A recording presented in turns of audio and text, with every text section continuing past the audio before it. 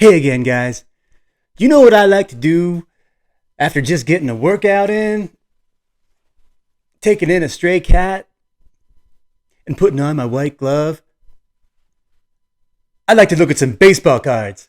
Take me out to the ball game. Take me out with the crowd. Buy me some peanuts and cracker jack.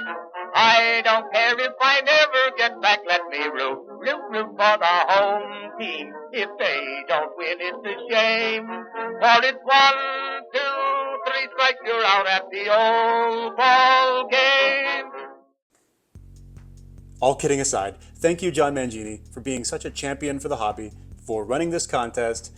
It was an honor to meet you at this past year's National. And your prior video on the 93 SP set actually sort of inspired me to do this video. I came of age in the 90s in the hobby when I was a kid, and the SP cards of the 90s, the 90s SP baseball sets are among my favorite. And the designs, the photography, a lot of what Mr. Mangini highlighted in his video on the 93 SP set, I wanted to expand upon that into some of the other SP sets of the 90s and just kind of take it year by year here for a couple of years and show you some of the highlights of my collection, some of my favorite SP cards of the 90s. First, let's set the stage. And also a little bittersweet statement about Upper Deck. We're probably not going to see Upper Deck baseball cards, for quite some time, with Fanatics now pretty much taking over. We're going to see Topps. We're not even sure if we're going to see Donruss. We don't even know what the future of Panini baseball cards will be. But certainly unlikely that we're going to see Upper Deck baseball cards in the near future, which is a little bit sad for me, because really growing up, Upper Deck designs were among my favorite. And it all started with this card. 89 Upper Deck, the first set of Upper Deck, and this iconic Griffey card. And then it kept going with cards like this. The 91 SP1 Michael Jordan. Two of my favorite early Upper Deck baseball cards, and it really kind of started the train. Kind of started things. And it started to give Upper Deck this mojo of being cool. Like, I really looked at Upper Deck as the brand of cool. You know, Topps had nostalgia, but Upper Deck had cool. So those are two of my favorite early Upper Deck cards. The SP1 Jordan, and of course, the Griffey Rookie. Classic, iconic cards. So now to SP. As Mr. Mangini highlighted, this 93 SP set was definitely groundbreaking. There's the bonds. Nice colors, great pictures on the back. So much great photography, great poses. There's the Sammy Sosa on his classic Cubs years. Okay. And one of the things I liked the most about these SPs is when they started to get into these SP buybacks, and they hand numbered these autographs. This one's a Maddox 93 SP, limited, hand numbered. Is that 14? Oh, 04. 4 out of 22. Just a beautiful pose of Maddox about to release that ball. And I believe this is the first year that Maddox had Braves cards. Prior to this, he was on the Cubs. So really great to have him pictured as a Brave, the team that really he became Greg Maddux on. But yeah, just a great set. Beautiful colors, great photography.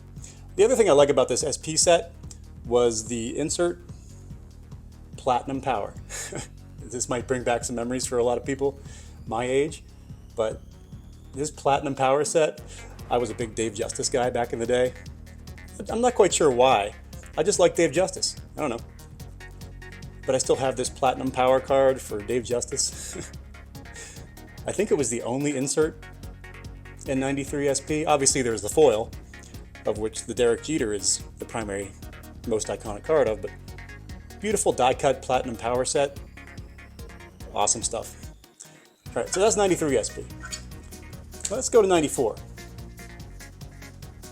So that's kind of the design of the 94 SP. This actually happens to be a die cut parallel of Mike Piazza.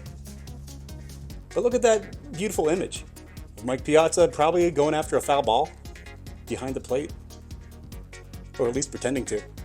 But that's just a beautiful card. Very condition sensitive with the foil on these. Love 94 SP. A couple more of these. Now we get into some of the buybacks. Here's a Gwynn autograph. Look at that. It's like you're on the bench with him. First of all, I don't know why Tony Gwynn is on the bench, but there's numbered out of 367. Nice autograph of Tony Gwynn. These all had a hologram on the back from UDA. But great design. And certainly not least, classic pose of Griffey with a nice autograph. No one was cooler. He just, look at that pose. He's just standing there. His bat is still sort of upright behind him as he's watching that ball leave the yard. And he's like, yeah, I just did that. That's like the classic Griffey pose. But that's 94 SP. Just beautiful designs and great nostalgia for me. One more for 94 SP. The classic foil A-Rod rookie. This is in a BGS 9. Very condition sensitive again, but just beautiful. Just kind of like the Jeter is kind of the quintessential Jeter rookie. This is the quintessential A-Rod rookie. The classic pose, SP foil. There are many Jeter rookies in other sets, many A-Rod rookies in other sets, but the SP rookies, the foil rookies, tend to be the most collected, the most coveted. And I can see why. Just a beautiful card.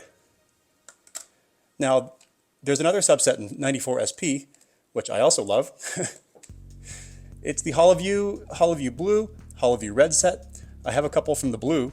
This is the Piazza. Look at that hologram on there. Just a very attractive design. Hollowview FX.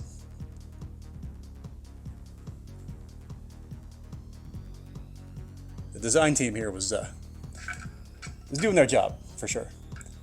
And my personal favorite is this Michael Jordan in that Hollowview set. Going after a fly ball there. This one's graded PSA 9. Kind of low pop in that grade. So those are two of my favorite from the 94 SP set, the Hollowviews. And then as a sidebar, how great was the 94 Upper Deck set? Look at these. Thomas, Electric Diamond, Griffey, Electric Diamond. An early parallel. There weren't a ton of parallels back then. I think Topps Gold started it all in 92. But this is 94 Upper Deck, Electric Diamond. Griffey and Thomas were sort of top of the hobby, top of the market. And then who could forget this Jordan? Michael Jordan rookie, and this is also an Electric Diamond parallel. One of my favorite Jordans. It's rated a mint 9. I just have a soft spot for Jordan baseball cards. Kind of a novelty. And a good excuse for me to own Michael Jordan, being a baseball collector. So there's my top 3 94 Upper Deck cards. Okay. Now we go to 95. We have 95 SP. There's the Bonds. Just a beautiful shot of Barry Bonds. Nice design, great photography as always. These SPs never disappoint. There's the Griffey buyback. Numbered to, I think, 116. Just a classic pose. Post swing. Watching the ball go. Again, with a hologram on the back. But these to me just kind of scream 90's. 90's iconic. And obviously, you can't hate a Griffey autograph. You just can't. Okay. On to 96. 96 SP. Again, these are kind of hybrid foil, wood grain, with a little miniature portrait in the corner. I mean, it's just beautiful designs. There's the Ripken. And then, of course, the Griffey. I kind of, like I said, I'm a little bit obsessed with these SP buyback, especially guys like Griffey. If you can get it, they're kind of hard to find. They're all numbered, condition sensitive. And to be honest, most of the autographs you see out there, they're faded. Maybe the autograph didn't take too well. So when you see one with a good autograph on there, grab it, because they don't pop up often.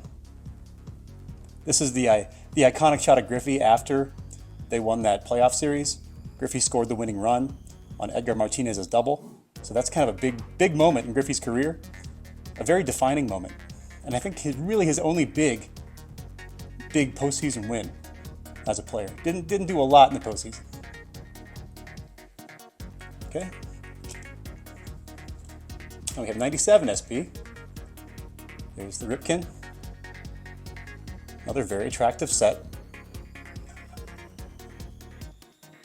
Then, of course, I got to show you a buyback. That's a Gwyn SP buyback autograph. Numbered to 24. This is number 21 out of 24. These are low numbered. I'm not quite sure why they're not more valuable, but they're valuable to me. And these are on-card, playing days autos of these guys. They just don't get a lot of respect. I think they should. 97 SP. All right, and just to cap it off, I'm gonna finish strong here. Go to the 99 SP Chirography set. Look at this card. That is my favorite Griffey auto. Classic. I've had that for many years, and to this day, it's still, wow, it hits pretty hard. Iconic, classic, beautiful autograph. Great design. And still from his Mariners days, which I like. I like Griffey autos from his Mariners days. All right. Well, thank you for joining me. This was really fun to walk down memory lane through 90s SP cards. And thank you, John Mangini, for spurring this and kind of inspiring this video. Also, I'd love, if you made it this far in the video, thank you. And I urge you to please check out some polls that I have up on my YouTube page. If you go to my Iconic Baseball YouTube page and go to the community tab, I have, if you noticed, about 11 poll questions that I'm trying to get votes on. I want your input as to who are the positional GOATs. Who are the positional GOATs at each position, the greatest of all time? And I'm going to do a follow-up video kind of outlining what you, the viewer, voted on as the greatest at each position. And I'm really kind of curious to see where the YouTube community stands on, say, who is the greatest first baseman of all time, or who is the greatest shortstop, or who is the greatest left-handed starting pitcher of all time. It's kind of a cool exercise, and something I plan on doing every maybe 5 years or so to see if things change over time. But please check out my polls and vote. It's just going to take you maybe 30 seconds to go through and maybe vote on your opinion, who was the greatest at each position. So thank you in advance for doing that. Again, if you're new to the channel, please subscribe. And until next time, keep collecting and stay iconic.